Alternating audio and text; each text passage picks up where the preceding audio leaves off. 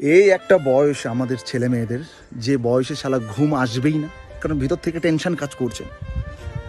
অনেক ছেলে মেয়েদেরকে দেখি পড়ে পড়ে ঘুমোচ্ছে, আজকে শরীর ভালো নেই, আজকে ভালো লাগছে না, আজকে পায়ে ব্যথা।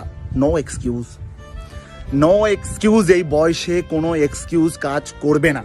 চেষ্টার সাথে পাগলামি দরকার আছে। কোনো কিছুর জন্য তুমি পাগল হচ্ছ, তোমাকে সাকসেসের দিকে নিয়ে যাবে। এত মেহনত করো, এত মেহনত করো, এত মেহনত করো, শালা সাকসেস তোমার কাছে চলে আসবে। সাকসেস তোমার কাছে এসে ধরা দেবে।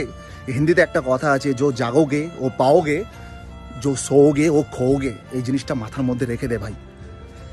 নেভার গিভ আপ, কখনো হারিস না।